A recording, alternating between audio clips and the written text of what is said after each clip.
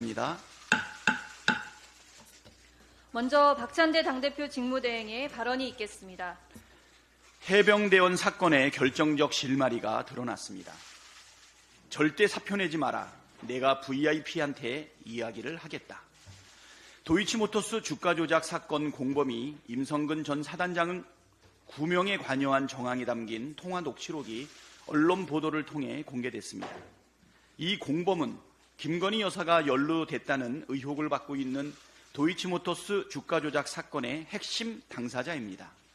보도가 사실이라면 주가 조작 공범이 구명 로비의 창구로 삼았을 대상이 김건희 여사일 것이라는 점은 삼척동자도 알 일이 아닙니까? 사건의 몸통이 윤석열 대통령 부부라는 자백이자 스모킹 건입니다. 대통령이 임성근 한 명 구하기 위해 물불 가리지 않고 진상규명을 방해했던 이유가 명확해졌습니다. 도둑이 제발 저리니까 국민의 명령을 정면으로 거스르면서 거부권을 연거푸 두 차례나 행사한 것 아닙니까? 대통령 부부 방탄용 거부권 남발과 경찰의 꼬리 자르기식 면죄부 수사로 특검의 필요성이 더욱 커졌습니다. 묻지마 거부권으로 진상 은폐의 목을 맬수록 의혹과 분노만 눈덩이처럼 불어나고 이는 결국 정권 전체를 폐허로 만들 것입니다. 법 앞의 평등의 윤석열 대통령 부부만 예외일 수 없습니다. 죄를 지었으면 다른 국민과 똑같이 수사를 받고 책임을 져야 합니다. 그것이 대통령이 줄곧 내세워온 정의이고 공정이며 상식입니다. 민주당은 정권이 어떠한 수단과 방법을 동원해도 자고우면하지 않고 해병대원 특검법을 반드시 통과시키겠습니다. 국민의 힘도 불의한 권력이 아니라 분노한 민심을 따르길 바랍니다. 권력은 짧고 역사는 깁니다. 국민의힘 전당대회가 목불인견 3류 막장극으로 치닫고 있습니다. 집권 여당다운 책임과 비전, 품위는 애초부터 실종되었고 영부인의 당무 개입 문자 폭로를 둘러싼 이전 투구만 벌어지고 있습니다. 이번 전당대회 슬로건이 소위 보수의 진보라는데 보수의 진부 아닙니까? 차마 눈뜨고 보기 힘든 보수의 끝없는 추락만 펼쳐지고 있습니다. 무엇보다 전문이 공개된 김건희 여사의 문자 내용은 경악 그 자체입니다. 총선 시기뿐만 아니라 평상시에도 김건희 여사의 광범위한 국정 개입 가능성을 배제할 수 없게 되었습니다. 해병대원 사건 수사 과정에서 등장한 대통령실 전화번호 02-800-7070번의 실제 사용자가 영부인이 아니냐는 의구심도 커질 수밖에 없습니다. 특히 문자에서 등장한 댓글팀 활용이라는 대목은 정권 차원의 여론 조작 공작이 진행됐을 정황까지 시사하고 있습니다. 사실이라면 정권이 문을 닫아 마땅한 최악의 국정농단, 국기문란이라는 비판을 피할 수 없습니다.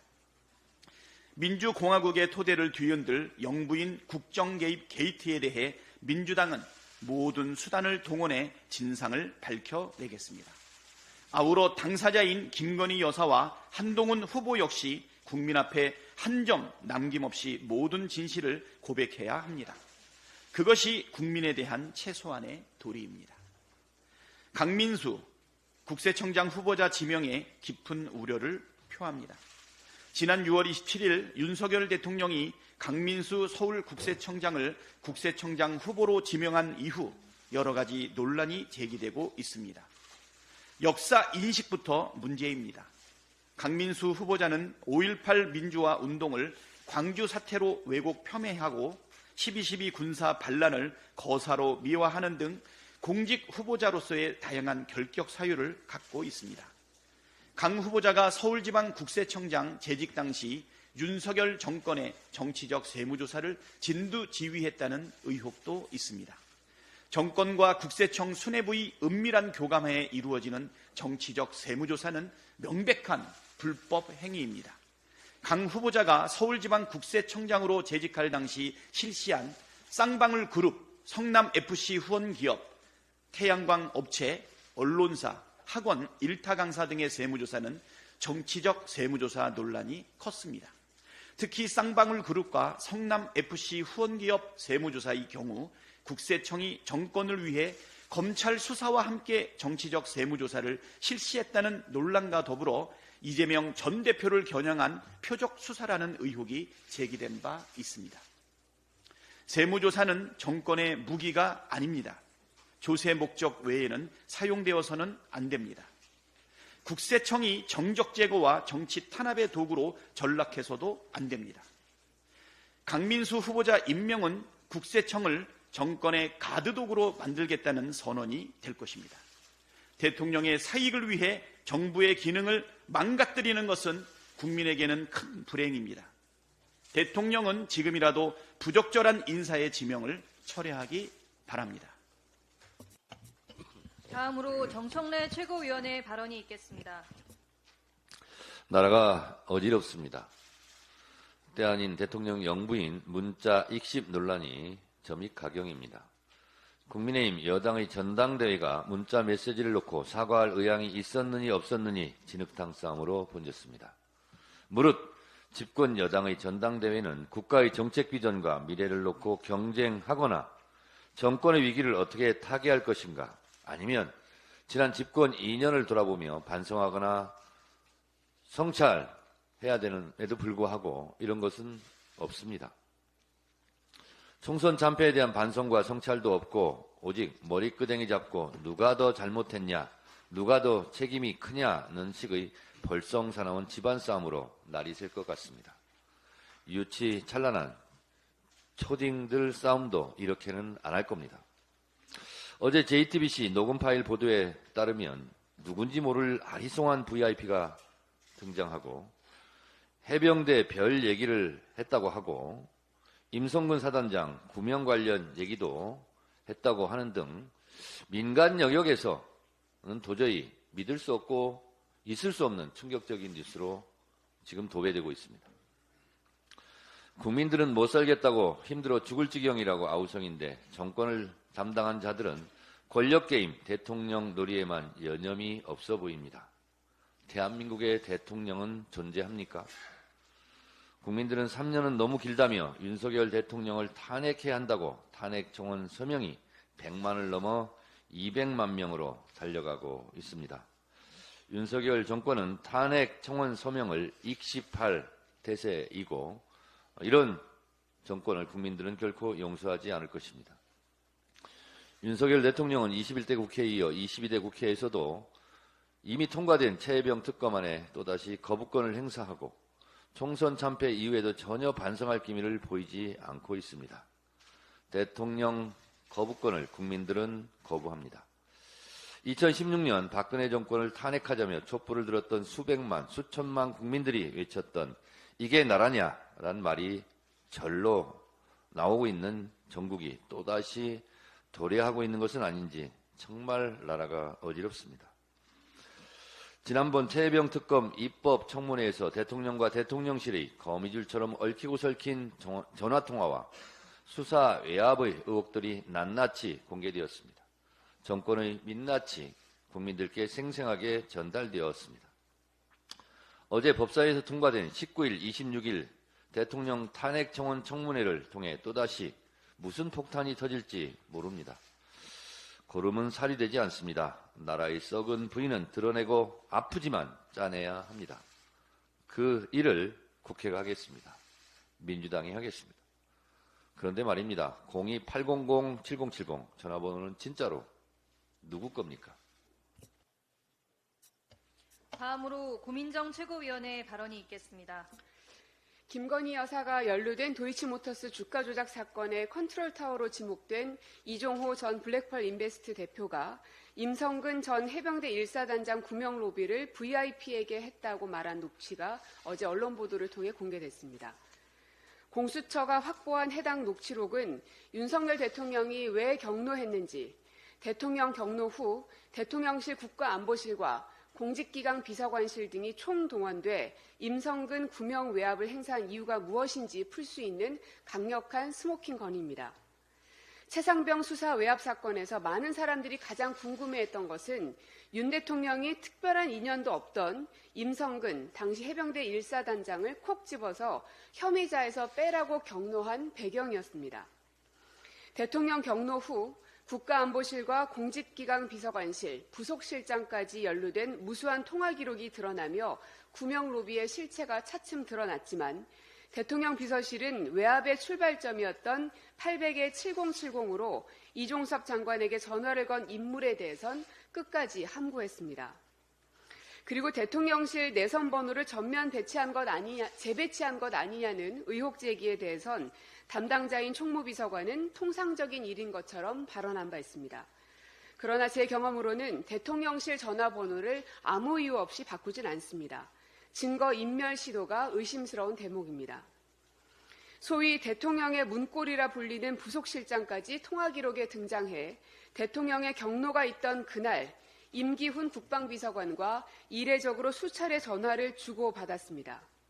그런데 이상한 점은 큰 줄기에 해당하는 이종섭 장관을 비롯한 대통령실 주요 인물들의 통화 기록과 부속실장의 통화 동선이 별개로 움직이는 듯한 모양새라는 점입니다.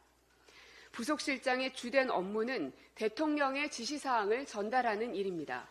그런데 현재 부속실장은 이 부속실장이 없기 때문에 대통령과 영부인의 지시를 함께 받고 있을 것입니다. 중요한 국면마다 늘 등장하는 인물이 있습니다. 바로 김건희 여사입니다. 임성근 사단장 구명 로비를 한 이종호 대표도 김건희 여사의 지인입니다. 이종호 대표는 김건희 여사 명의의 증권 계좌를 직접 운영해 시세 조종을 한 인물로 지난 3월 법정에선 김건희 여사와 개인적으로 아는 사이라고 증언한 바 있고 김건희 여사도 21년 12월 검찰에 제출한 주가 조작과 관련한 소명서에서 이종호 전 대표와 알게 된 경위를 밝힌 바 있습니다. 도이치모터스 주가 조작 사건을 은폐하려고 하니 범죄 가담자가 보란듯이 활개를 치고 있는 형국입니다. 대통령은 거부권 행사로 진실을 은폐하려 하지만 진실을 숨기면 숨길수록 뚝은 무너져 내리고 악취는 더욱 진동하게 될 것입니다. 국민의 힘도 보수 전멸을 바라는 게 아니라면 이쯤에서 진실의 편에 서서 그나마 남아있는 보수 진영을 지키는 선택을 해야 할 것입니다. 다음으로 서용교 최고위원의 발언이 있겠습니다. 영상을 준비해 주시고요. 어젯밤 난리가 났습니다. JTBC, MBC, 한겨레, 동아일보 등등에서 이종호 블랙펄 인베스트 대표라고 하는 김건희 여사 계좌를 관리해 준 사람, 주가 조작에 연루되었던 사람과 녹취가 드러났습니다. VIP에게 내가 임성근을 부탁하겠다. 사표 내지 말라라고 하는 녹취가 나왔습니다. 여러 곳의 녹취를 저희가 한 곳에 모아 보았는데요. 국민 여러분 꼭 들어주십시오. 지금 들으셔야 하고 이 내용을 많은 사람들에게 전달해 주십시오. 임성근이 그러니까 말이야. 아니 그래서 이 사람들이 저 사표를 낸다 그래가지고 전화 왔더라고. 그래가지고 내가 절대 사표 내지 마라. 내가 VIP한테 얘기를 하겠다. 원래 그거 별 세게 달아주려고 했던 거잖아. 그래서 이제 포항에 가서 임성근이 만나기로 했는데 이걸 문제가 되니까 이 사표 낸다 그래가지고 내가 못하게 했거든. 그래서 형이가 이제 문자를 보내고 나한테 포딩을 했더라고. 그래서 내가 VIP한테 얘기할 테니까 사표 내지 마라. 아, 너는 이 성근이랑 임사단장은 뭐 안 만났구나. 진짜 이쪽 얘기 들으면 이쪽 놈이 맞고 저쪽 놈 맞으면 저쪽 놈이 맞고. 그리고 그거는 간단합니다, 선배님. 그러니까 법적인 걸 떠나서 고의적으로라도 물러났어야죠. 그런 게 있었어요. 그러니까 쓸데없이 내가 거기 돼가지고 사표 낸다 그럴 때 내가 그랬거든. 예, 한 번 더 정리하겠습니다. 대통령이 왜 그렇게 임성근에게 집착을 하지? 이 사건은 최수건 상병의 순직 사건은 임성근 지시에서 잘못된 건데 임성근이 아무런 안전장치를 준비시키지 않고 물속에 들어가게 한 것이 문제인데 온 국민이 알고 있는데 왜 대통령이 중간에 개입해서 임성근을 그렇게 구하려고 하지? 구하려고 하는 이유가 뭐지? 모두 놀랐습니다. 대통령이 전화를 하니까 국방부 장관부터 용산에 있는 비서실, 그리고 공직기강 비서관, 국방비서관 모두 난리가 났습니다. 끝낸 검찰단장을 시켜서 검찰 기록을 경북경찰청으로부터 해수해 옵니다. 이제 경북경찰청까지 범죄 조직에 들어오게 됐습니다. 이제 이 큰 범죄 조직을 일망타진할 일만 남았습니다. 아니라고 우린 임성근만 구하는 게 아니라고 했는데, 이제 블랙펄 인베스트, 바로 김건희, 블랙펄 인베스트의 이종호, 그리고 임성근, 이 라인이 만들어지고 있습니다. 이 라인 속에서 임성근을 구하기 위한 블랙펄 인베스트 대표의 지난한 움직임이 있습니다. 여기서 이종호가 그렇게 이야기합니다. 아니에요, 나는 임성근을 몰라요, 만나진 않았어요 라고 이야기하는데요, VIP를 통해서 모두 구해줄 테니 사표 내지 말라라고 하는 이야기를 합니다. 그런데 뒤에 아주 중요한 녹취가 나옵니다. 여기서 이런 얘기를 합니다. 이 공익제보자에게 너는 성근이를, 임성근 사단장을 안 만났구나. 그럼 이 말은 뭡니까? 내가 임성근 다 알고 있는데 너는 성근이를, 임성근 사단장을 안 만났구나 라고 공익제보자에게 이야기합니다. 이 이야기는 나는 임성근을 만났고 내가 다 알고 있다라고 하는 이야기고, 임성근을 만나고 알고 있지 않고는 이렇게 하기 어려운데요, 발은 빼고 있습니다. 이렇게 발을 뺐건 뭐 했건 간에 VIP가 구해주게끔 했습니다. 그런데 맨 마지막에 이런 얘기합니다. 그러니까 이거는 8월 9일 날 대화입니다. 8월 9일 날 사건이 터지고 임성근이 사의를 표명하고 그리고 났는데, 다시 임성근이 사의를 회수하고, 그리고 이종섭이 모든 사건 기록을 회수하고, 8월 2일이 지나고 난 다음 8월 9일의 통화입니다. 그러니까 쓸데없이, 이게 이종호 얘기입니다. 쓸데없이 내가 거기 개입을 해가지고 사표 낸다고 그럴 때 내라고 그럴 걸, 사표 낸다 그럴 때 내라고 그럴 걸 괜히 내가 끼어가지고, 이 얘기가 8월 2일인 8월 이후인 8월 9일 날 나온 이야기입니다. 세상에 다 드러났습니다. 김건희 여사가 관련되어 있다는 게 드러났습니다. 그리고 잠깐만요. 요 보도는 24년 3월 4일 날 이야기입니다. 지금 이렇게 난리가 나니까 24년 3월 4일 날 이렇게 이야기를 하는 겁니다. 그러니까 내가 괜히 개입해가지고 너는 성근이를 모르는구나, 이 얘기가 얼마 전에 녹취의 이야기라고 하는 걸 여러분께 다 밝혀드리겠습니다. 이것을 보고 국민들이 이야기해 주실 거라고 생각하고요. 한동훈 그리고 김건희의 카톡이 난리가 났는데요, 한동훈이 이런 이야기를 했습니다. 다 공개하면 이 정부가 위험하다, 이런 이야기를 한동훈이 했습니다. 자기네가 주고받은 카톡 다 공개하면 이 정부 위험하다라는 이야기 했습니다. 한동훈 다 공개하세요. 이상입니다. 다음으로 장경태 최고위원의 발언이 있겠습니다. 최혜병 수사외압의 마지막 퍼즐이 맞춰졌습니다. 예상대로 대통령을 의미하는 VIP였습니다. 임성근이 사표를 내려고 했다 적극적으로 책임 회피에 나선 이유가 윤 대통령에게 전달된 구명 로비 때문인 것으로 보입니다. 그 시작은 김건희 여사와 매우 친하다고 하는 도이치모터스 주가 조작의 공범 이종호 씨였습니다. 여기서부터 임성근 구하기에 해당하는 VIP 경로, 이첩 자료 회수, 임성근 제외 등 모든 외압이 시작된 것으로 보입니다. 원래 임성근을 삼성 장군으로 만들어주려 했다. 임성근이 만나기로 했는데 이건 문제되니까 내가 사표를 못 내겠다 등. 이종호 씨는 청와대 경호처 출신 송모 씨를 통해 임성근의 사표 얘기를 들었고, 임성근에게 사표를 내지 말라 VIP에게 얘기하겠다고 한 것입니다.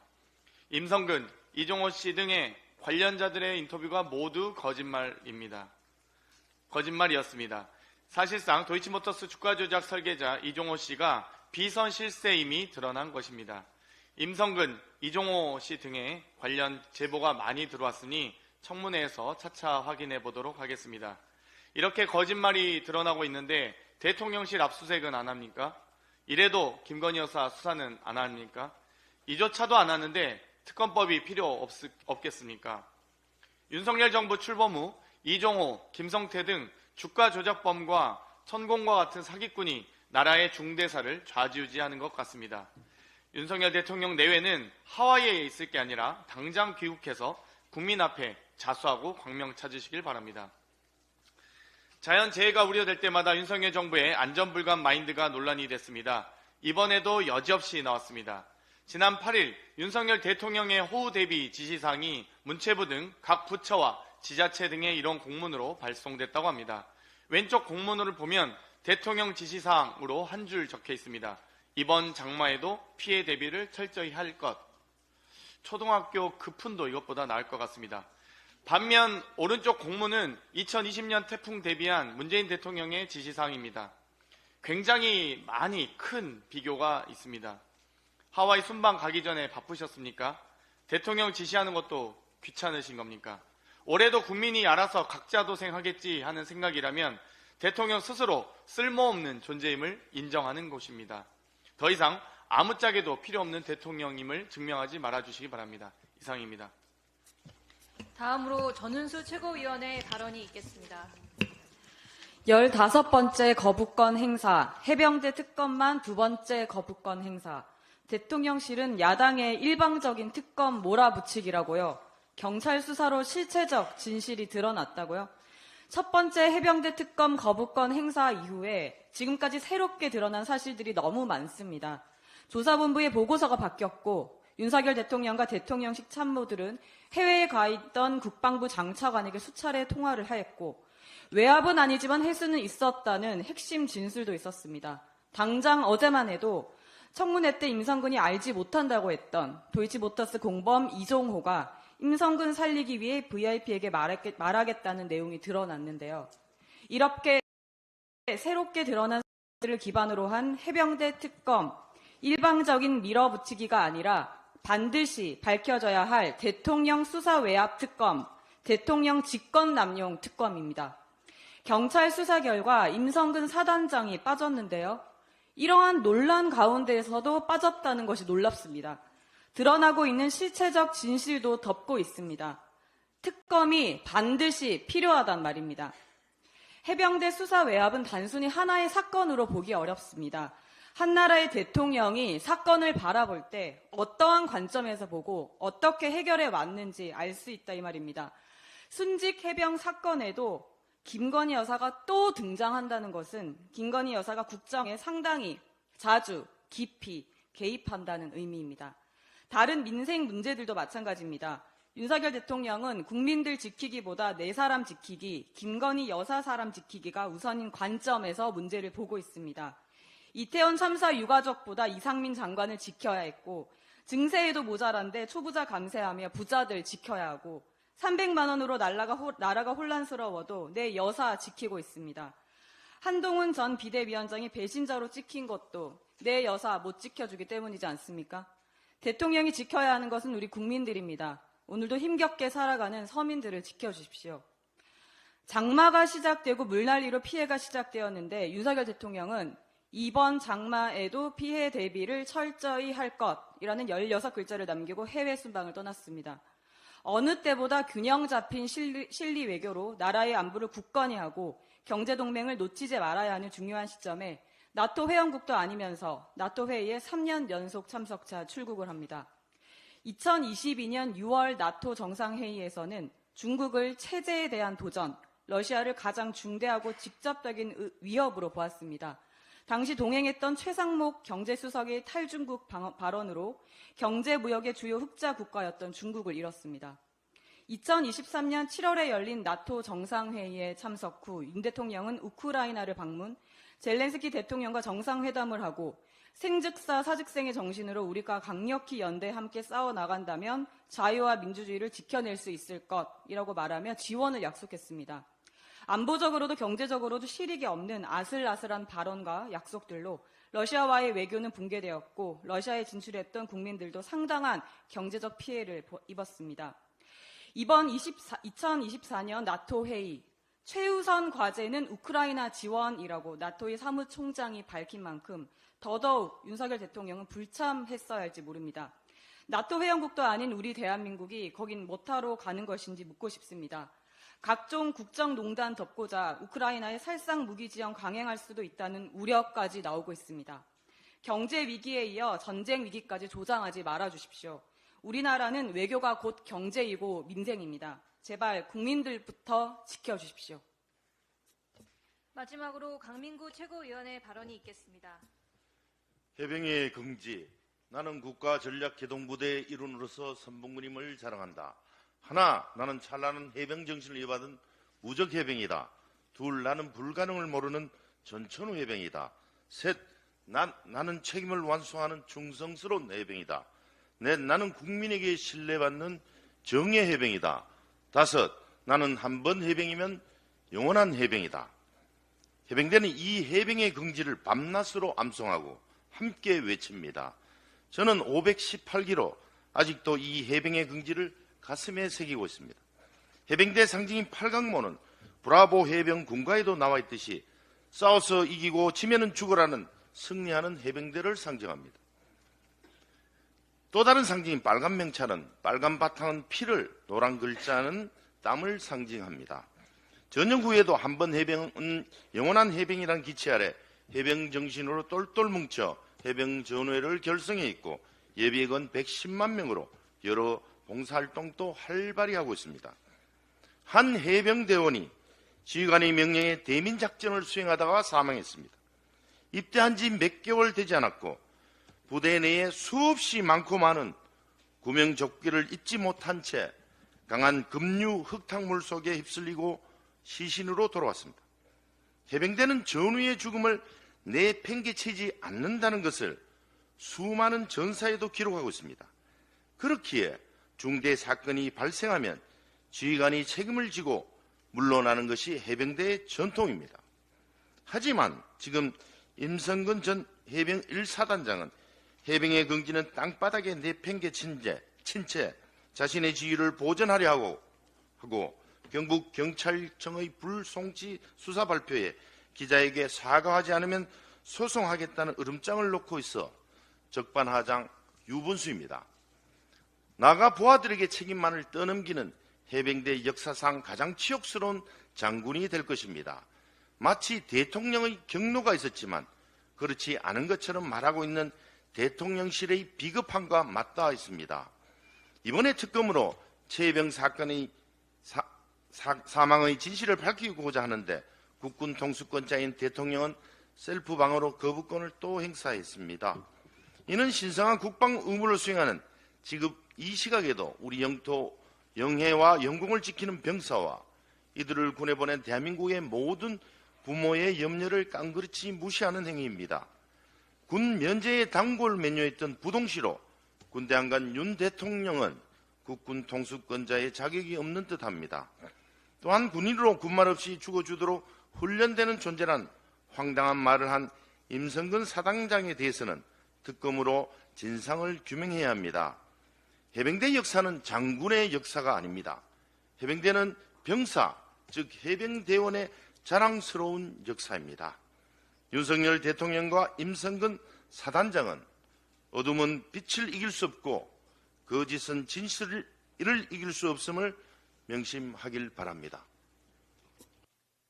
이상 발언을 모두 마치고 당대표 직무대행께서 제276차 최고위원회의를 폐회하시겠습니다. 제276차 최고위원회의를 폐회합니다.